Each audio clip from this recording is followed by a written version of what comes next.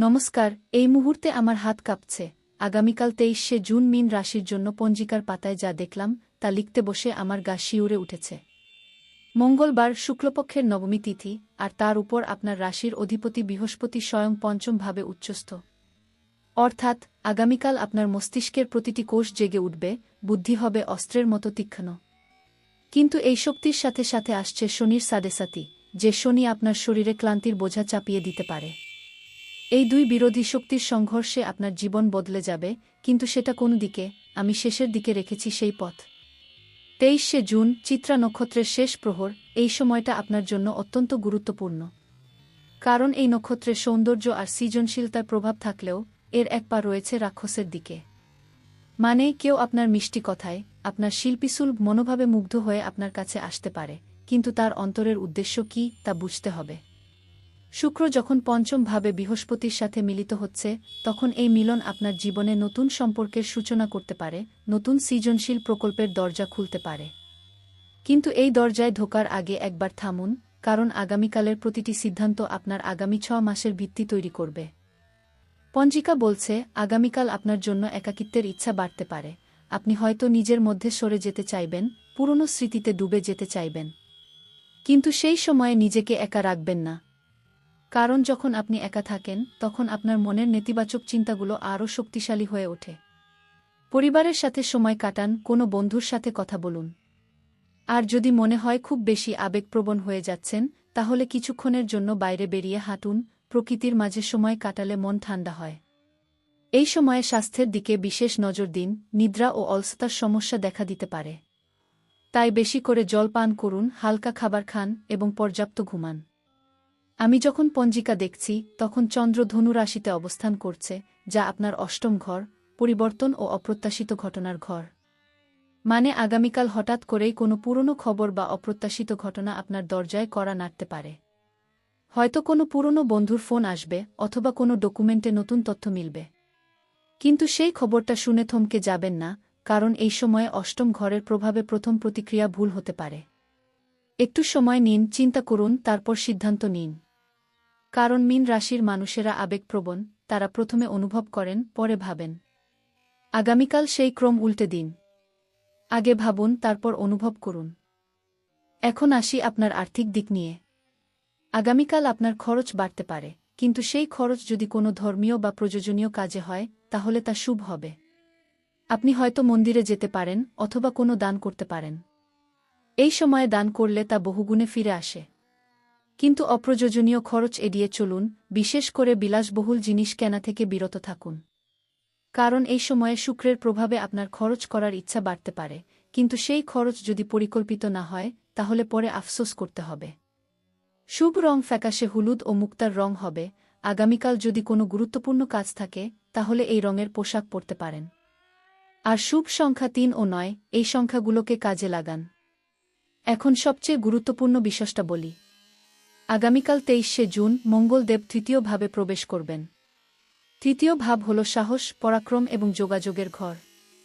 মানে আপনি যদি আগে কোনো কথা বলতে ভয় পেতেন, আগামীকাল সেই ভয় কেটে যাবে। আপনি যদি কোনো কাজ শুরু করতে দ্বিধা করতেন, আগামীকাল সেই দ্বিধা দূর হবে। কিন্তু এই সাহসের সাথে একটি সতর্কতাও আছে। তৃতীয় ভাবে মঙ্গল মানে বাকবিতণ্ডার সম্ভাবনাও বাড়ে। তাই কারো সাথে তর্কে জড়াবেন না। আপনার কথা বলার ক্ষমতা ব্যবহার করুন সমাধানে, দ্বন্দ্ব বাড়াতে নয়। এখানে একটু থামুন। পরশুদিনও আপনার রাশিতে আরেকটি বড় পরিবর্তন আসছে, যা আজকের চেয়েও বেশি গুরুত্বপূর্ণ। কারণ ২৫শে জুন থেকে গ্রহদের অবস্থান আবার বদলাবে। সেই সতর্কতা যদি সময়মতো না পান, বিপদ দ্বিগুণ হবে। এখনই চ্যানেলটি সাবস্ক্রাইব করুন। বৃহস্পতি দেবের কৃপায় আপনার জীবন থেকে সমস্ত বাধা দূর হবে, আর আপনি আগামীকালের সেই অগ্নিপরীক্ষায় উত্তীর্ণ হবেন। জয় গুরুদেব, জয় মীন রাশি। জয় গুরুদেব, জয় মীন রাশি। এই শক্তিকে ধরে রাখুন, কারণ আগামীকালের পুরো দিনটা আপনার হাতে। সঠিক দিক নির্দেশনা পেলে আপনি যে কোনো বিপদকে জয় করতে পারেন। আমি এখন আপনাকে সেই দিক নির্দেশনা দিচ্ছি, যা পঞ্জিকার গভীরে লুকিয়ে আছে।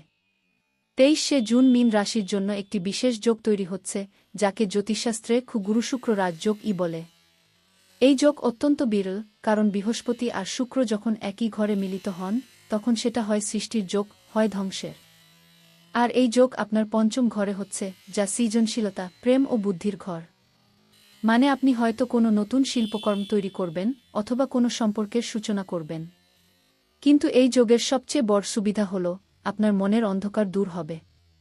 যারা দীর্ঘদিন ধরে কোনো বিষয়ে বিভ্রান্ত ছিলেন তারা পরিষ্কার দেখতে পাবেন। সেই পরিষ্কার দৃষ্টিতে যা দেখবেন তা আপনার জীবন বদলে দিতে পারে।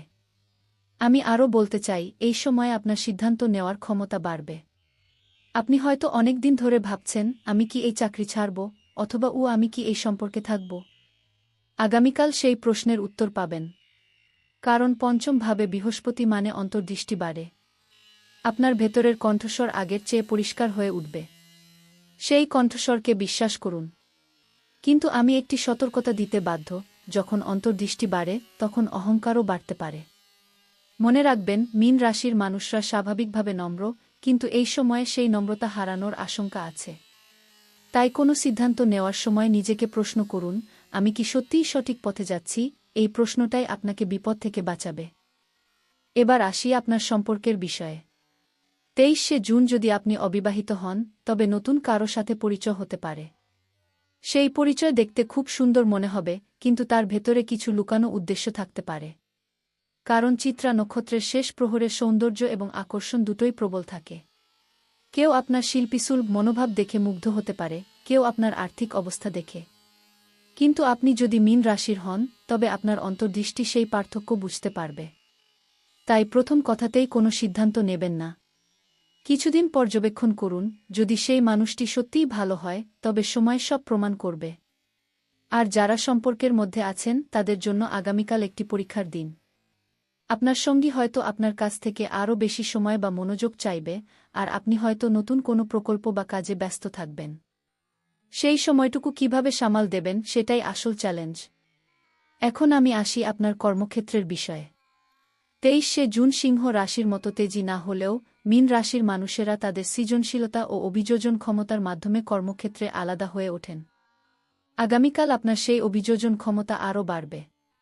আপনি যদি কোনো নতুন প্রকল্পে কাজ করেন, তবে সেই প্রকল্পে আপনি অন্যদের চেয়ে ভালো করতে পারবেন। কিন্তু সমস্যা হল, সহকর্মীরা আপনার এই সাফল্য দেখে ঈর্ষান্বিত হতে পারে। তারা হয়তো আপনার কাজের কৃতিত্ব নেওয়ার চেষ্টা করবে। তাই আপনার কাজের প্রতিটি ধাপ ডকুমেন্ট করে রাখুন। সময়মতো আপনার বসকে জানান আপনি কি করছেন। যারা ব্যবসা করেন তাদের জন্য আগামীকাল নতুন অংশীদারিত্বের প্রস্তাব আসতে পারে। সেই প্রস্তাবটি দেখতে খুব লোভনীয় মনে হবে, কিন্তু তার মধ্যে কিছু শর্ত থাকতে পারে যা আপনি বুঝতে পারবেন না।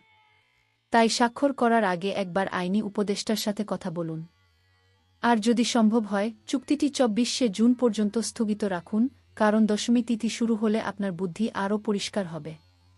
এই সময়ে তাড়াহুড়ো করে কোনো সিদ্ধান্ত নেবেন না। এবার আসি আপনার পরিবারের বিষয়ে। 23শে জুন সূর্য যখন চতুর্থভাবে প্রবেশ করবেন, তখন পরিবারের সঙ্গে কিছু মতবিরোধ হতে পারে। বিশেষ করে আপনার মা বা বাবার সাথে কোনো বিষয়ে দ্বিমত হতে পারে। কিন্তু সেই দ্বিমতকে বড় করবেন না। মীন রাশির মানুষরা খুব সংবেদনশীল, তারা পরিবারের কথা শুনতে ভালোবাসেন। তাই যদি কারো কথা ভালো না লাগে, তবুও একটু ধৈর্য ধরুন। কারণ এই সময়ে তর্কবিতর্ক করলে সম্পর্ক নষ্ট হতে পারে। আমি আরও একটি গুরুত্বপূর্ণ বিষয় বলি। আগামীকাল আপনার স্বপ্নগুলো খুব বাস্তব মনে হতে পারে। মীন রাশির মানুষরা স্বপ্ন দেখতে ভালোবাসেন এবং অনেক সময় সেই স্বপ্ন সত্যিও হয়।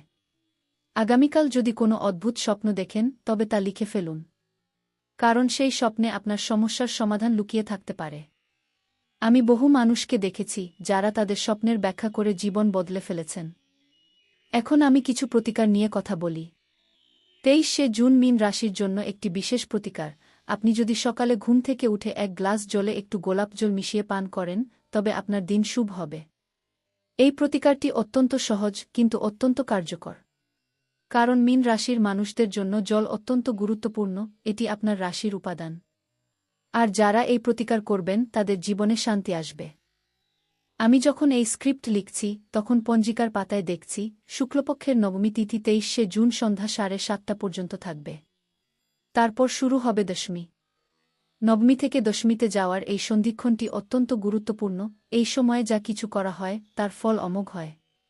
তাই আপনি যদি আগামীকাল কোনো গুরুত্বপূর্ণ কাজ করতে চান, যেমন নতুন ব্যবসা শুরু করা, কোনো গুরুত্বপূর্ণ ব্যক্তির সাথে দেখা করা অথবা কোনো বড় সিদ্ধান্ত নেওয়া, সেটা সন্ধ্যা 7:30 এর আগেই করে ফেলুন। এতক্ষণ আমি যা বললাম তা সবই পঞ্জিকা ও গ্রহদের ভিত্তিতে। কিন্তু শেষ পর্যন্ত যা আসল তা হলো আপনার বিশ্বাস। আমি যতই বলি না কেন, যতই তথ্য দিই, আপনার বিশ্বাসই সেই শক্তিকে কাজে লাগাবে। আপনি যদি মনে করেন যে 23শে জুন আপনার জীবন বদলে যাবে, তবে তা বদলেই যাবে। মনে রাখবেন, জ্যোতিষশাস্ত্র হল পথ প্রদর্শক, কিন্তু পথ চলা আপনার নিজের কাজ। এখানে একটু থামি।